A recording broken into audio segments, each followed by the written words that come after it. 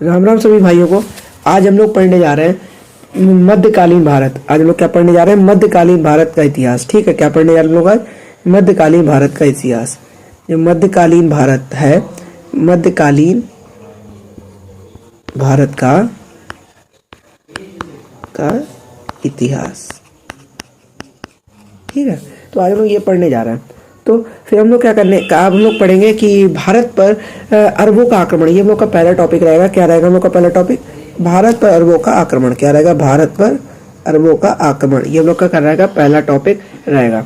इसमें इसके बाद हम लोग अब धीरे धीरे इसके बारे में आगे के पढ़ेंगे। इसमें लिखा हुआ है भारत और अरब। भारत और अरब के बीच 7वीं सदी में ही संपर्क आरंभ हो गए थे। क्या हो गए थे? भारत और अरब के बीच जो थे 7वीं सदी, यानी कि जो 7वीं सदी चल रही थी उसमें जो है उसके भारत और जो अरब कंट्री थी उसके बीच क्या करते थे? संपर्क जो थे आरंभ हो गए थे। लेकिन राजनीतिक संबंध जो कहते पॉलिटिकल जो रिलेशंस थे, क्या थे? जो पॉलिटिकल रिलेशंस, पॉलिटिकल रिलेशंस ये एक समय के साथ साथ, यानी कि समय कैसे बढ़ा? 712 ईस्वी। ये कब हुए हम लोग के?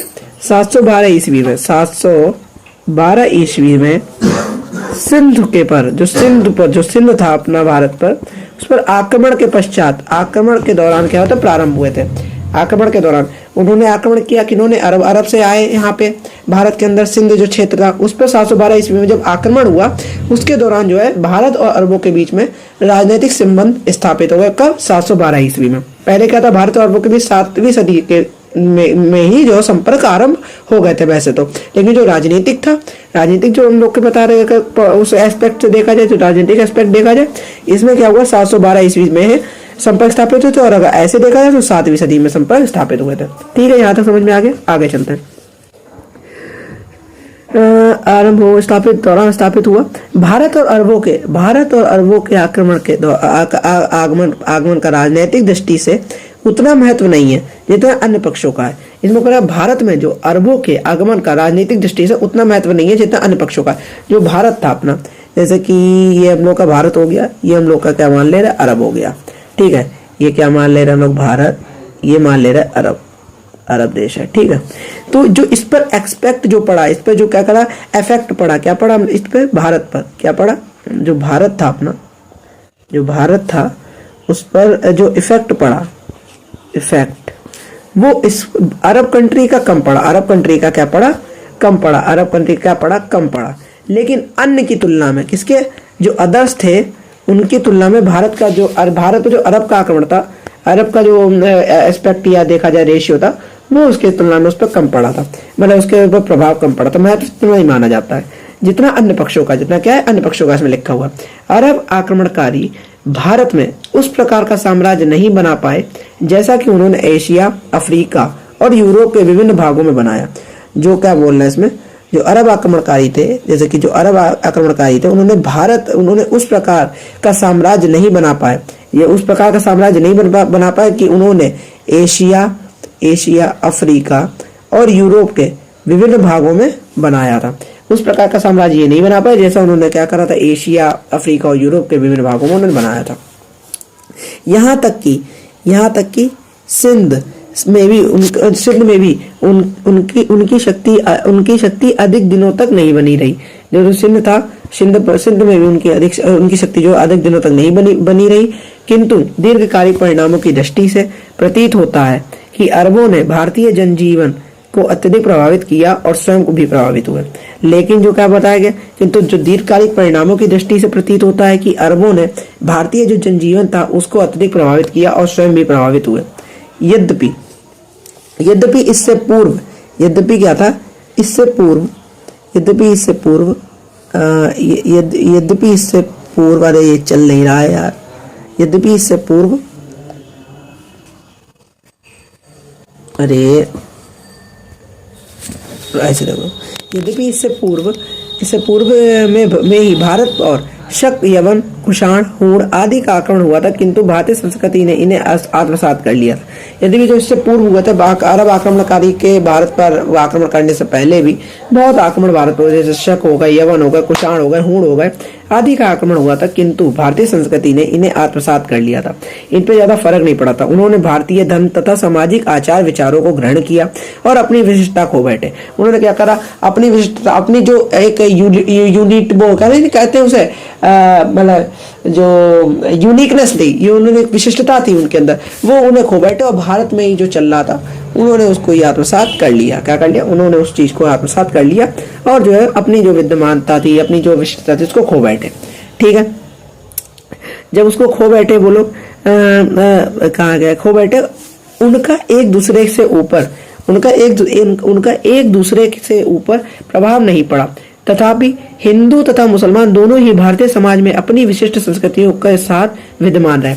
उनका एक दूसरे के ऊपर कोई प्रभाव नहीं पड़ा, तथापि जैसे कि कोई भी चीज थी, ठीक है, उनका एक दूसरे पर प्रभाव नहीं पड़ा, लेकिन वो अपने में रहे, वो अपने में रहे।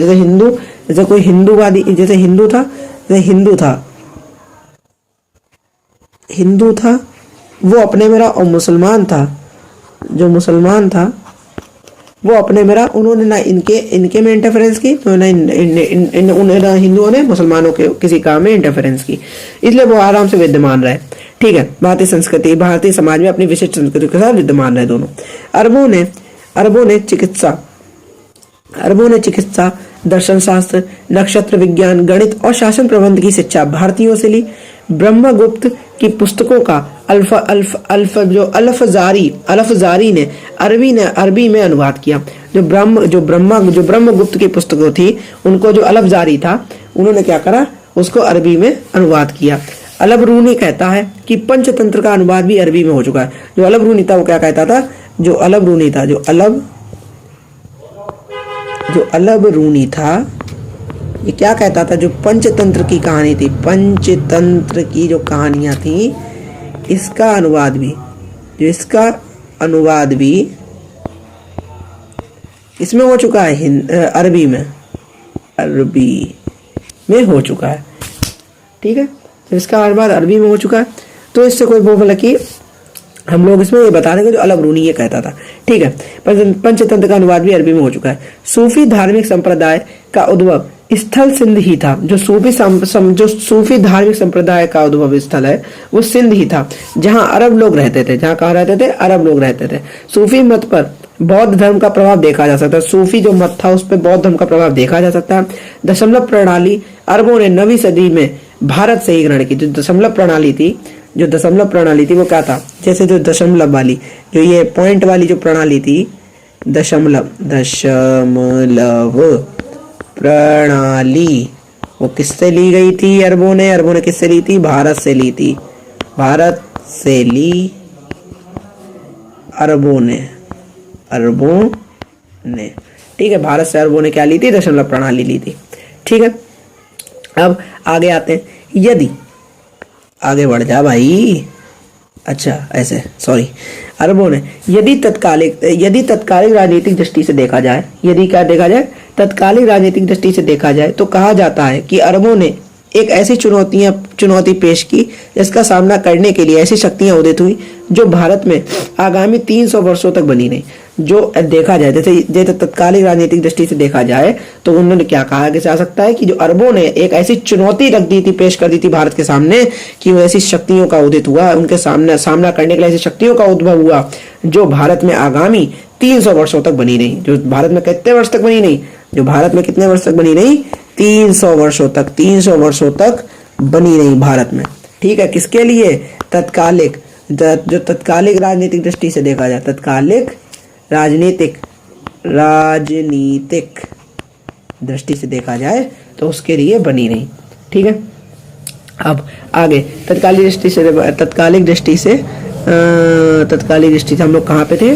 तत्कालिक दृष्टि से देखा जाए तो यहाँ पे उन्होंने चुनौती पेश कर दी, ऐसी जिसका सामना करने के लिए वो मतलब कि 300 वर्ष तक बनी रही। गुर्जर प्रतिहार, राष्ट्रकूट, चालुक्यों की प्रतिष्ठा की स्थापना उनके द्वारा अरबों का विरोध करने के कारण हुई थी। जो गुर्जर प्रतिहार थे, जो राष्ट्रकूट थे, चालुक्य थे, उनकी चालुक्यों की जो प्रतिष्ठा थी उसकी स्थापना उनके द्वारा अरबों का विरोध करने के कारण हुई थी।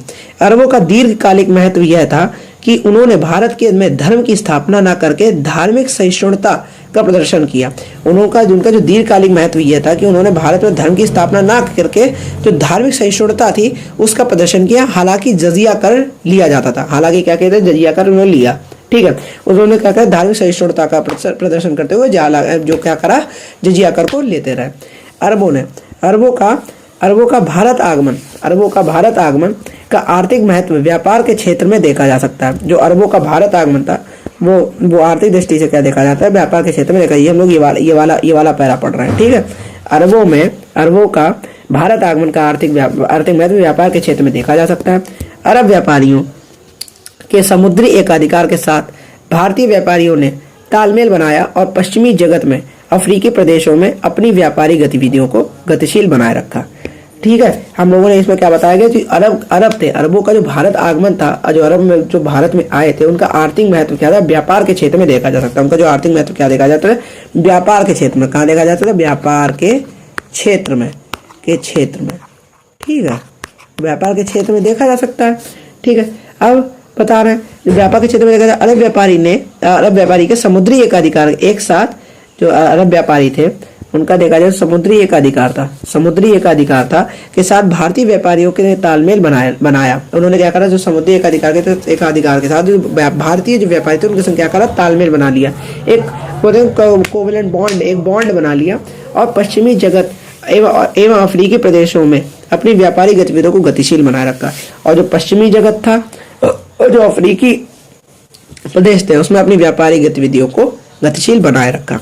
तो यहाँ तक हम लोगों ने पढ़ लिया। भारत में मतलब उसका ओवरव्यू इंट्रोडक्शन ले लिया कि भारत में अरबों का आक्रमण कैसे हुआ, वो कैसे आए, उन्होंने यहाँ पे कैसे भी आर्थिक व्यापारिक तौर तरीके से आए थे, वो कब उनका 712 ईस्वी में 7वीं सदी में उनका मतलब कि रिलेशन हो गया था, लेकिन जो राजनीतिक दृष्टि कब बनी, 712 ईस्वी में बनी, ठीक है।